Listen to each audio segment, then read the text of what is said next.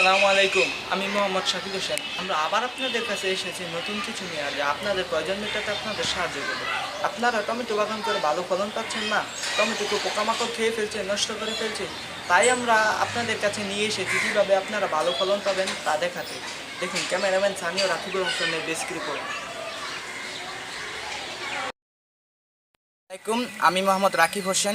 আপনাদেরকে আমি ফার্স্ট পার্টিতে দেখাইছি যে কাবিলা সরকার এই ধান ক্ষেত নিয়ে। এবারকে আমি সেকেন্ড পার্টি আপনাদের দেখাবো বাগুন ক্ষেত নিয়ে।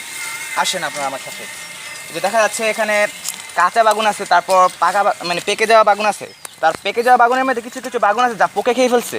সেটা সম্ভবত কৃষকরা ভালোভাবে পরিচর্যা করতে পারেনি, তাই এইসব হয়েছে।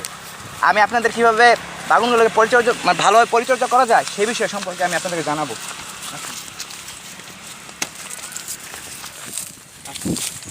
বাগুনগুলো কীভাবে পরিচর্যা করা যায়, এই যে দেখা যাচ্ছে যে এখানে বাগুনগুলো পচে ঝরে পড়ে গেছে। কৃষকরা যদি ভালোভাবে বাগুনগুলোকে পর্যবেক্ষণ করতো তাহলে হয়তো ওইসব ঝরে পড়তো না। তাই এদের তারপর কিছু কিছু বাগুন আছে যা পোকামাকড়ে খেয়ে ফেলছে। পোকামাকড়ে খাওয়া বাগুনগুলোকে ভালো, এই যে এখানে দেখা যাচ্ছে একটি পোকা মানে পোকা খাওয়া বাগুন। এই যে বাগুন দেখেন পোকা কীভাবে খেয়েছে, এখান দিয়ে ঢুকে তারপর পোকাগুলো বাগুনকে খেয়েছে। আপনারা যদি এই বাগুনগুলোকে ভালোভাবে পর্যবেক্ষণ করতে চান তাহলে করণীয় হলো পোকামাকড় দমনের ওষুধ আছে যা আপনাদের এলাকার বাজারে পাওয়া যায়।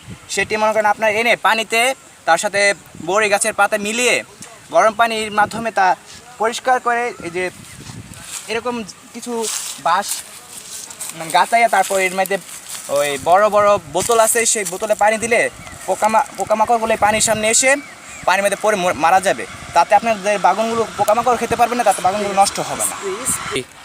বাগুন সম্পর্কে আপনাদের সবই দেখালাম। আজকে এই বাগুন সম্পর্কে এখানেই শেষ। আপনাদেরকে আমি আমাদের এলাকার আরও কিছু সম্পর্কে দেখাচ্ছি। আসুন আমার সাথে।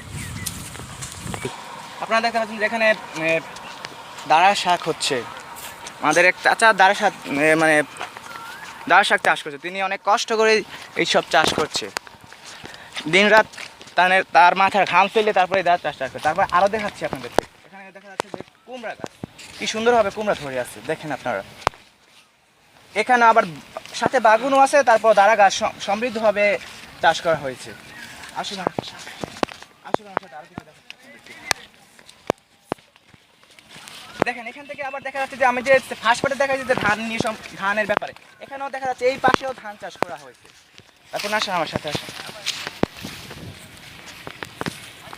এই যে এখানে আবার চাষ করা হচ্ছে লাউ গাছ, মানে ছোট্ট একটা জায়গায় অল্প কিছু লাউ। এই যে এখানে আবার দেখা যাচ্ছে লাউয়ের চাষ করা হয়েছে, ছোট্ট একটা জায়গায় লাউয়ের চাষ করে। দেখা যাচ্ছে যে এখানে লাউয়ের ছোট করে উঠেছে, ছোট কলি উঠেছে। তা আস্তে আস্তে এক সময় সম্ভবত এতটুকু বড় হবে।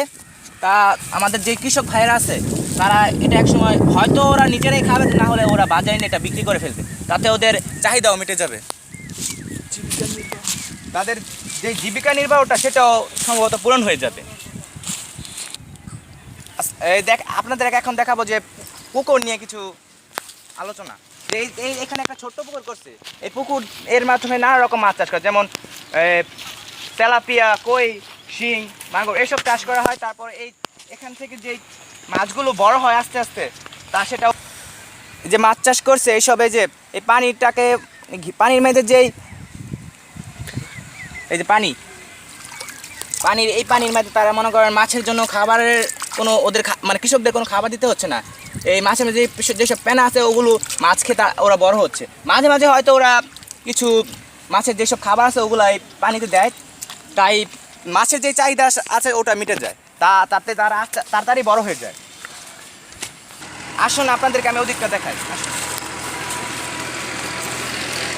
এই যে আপনার এই সাইডে দেখেন, এই যে দেখেন এই সাইডের যে পেনাগুলো আছে এগুলো মাছ খেয়ে তারপর ওদের চাহিদাটা মেটায়। তারা যখন বড় হয়ে যায় তখন কৃষকরা এই পুষ্টির যে মাছটা আছে ওরা জাল দিয়ে ধরে তারপর এটা বাজারে নিয়ে বিক্রি করে। তাদের যে দৈনিক চাহিদাটা আছে ওটা মিটে যায়। দেখেন পুষ্টিটা দেখতে কিন্তু ছোট, কিন্তু এর মধ্যে মাছ কিন্তু অনেক আছে। আসুন আপনাদেরকে আমি এবার কিছু মানে ধানের সম্পর্কে কিছু বলছি, অ্যাডভাইস।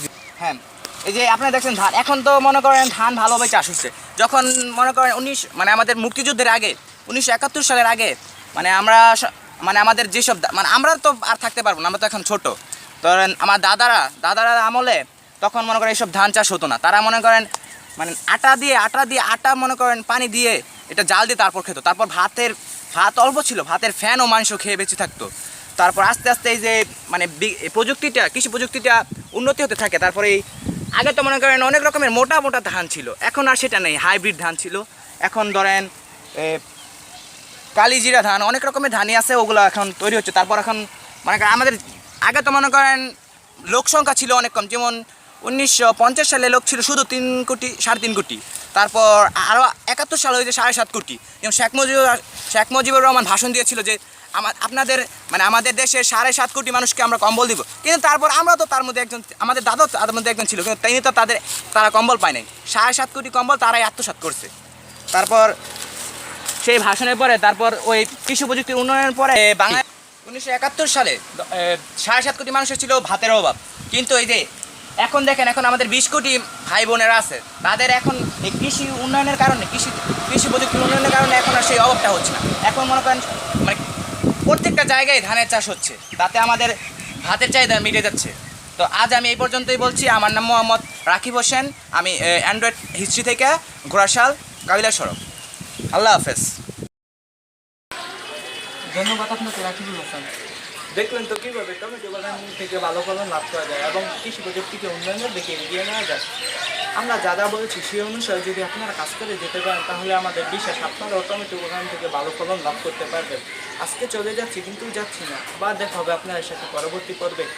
ধন্যবাদ।